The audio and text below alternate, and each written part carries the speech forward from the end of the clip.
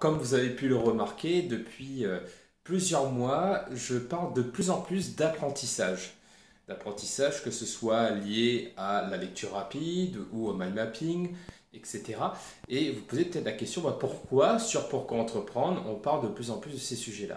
Alors c'est assez simple, c'est parti d'un constat, c'est qu'on est dans un monde qui change, et qui dit monde qui change demande de l'adaptabilité, de cette capacité à s'adapter et à pouvoir changer des choses, que ce soit des compétences, d'adopter de nouvelles compétences, un nouvel état d'esprit, de nouveaux comportements, de nouvelles connaissances, pour pouvoir constamment s'adapter à ce monde qui change. Et ça, c'est le rôle d'un entrepreneur. L'entrepreneur n'est pas là pour construire des choses qui vont être gravées dans le marbre et qui ne vont pas changer. Il construit des structures, il construit des systèmes, moi que j'appelle organiques, c'est-à-dire qui vont évoluer par rapport aux exigences de son environnement.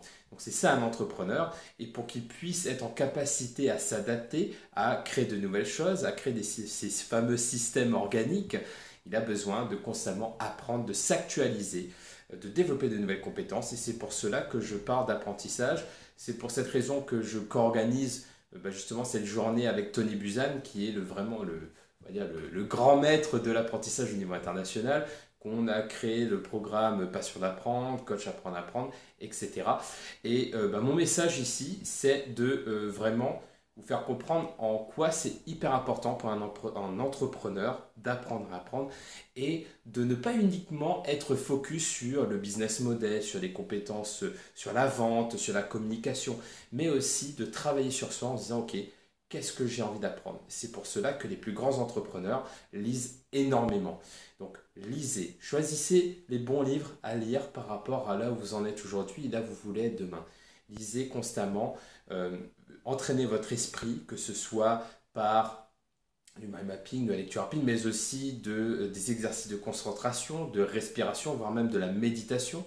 Travaillez votre cerveau constamment, et pas uniquement en vous disant, ok, je travaille beaucoup, je fais 10 heures de travail par jour, du coup mon cerveau est entraîné, oui bien entendu, mais faites comme si vous faites du sport. C'est-à-dire que voyez votre cerveau comme un muscle que vous voulez développer. Créez-vous des programmes d'entraînement. Moi, par exemple, ma routine matinale, ça repose sur de la méditation, sur de la lecture rapide, sur du yoga, sur des jeux de logique, etc. pour toujours travailler mon mental, mon esprit.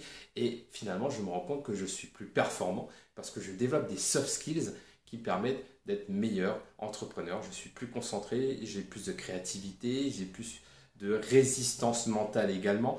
Donc tout ça est hyper important pour un entrepreneur. Donc mon message, c'est entraîner votre esprit, entraîner votre cerveau, continuer à apprendre, à lire énormément.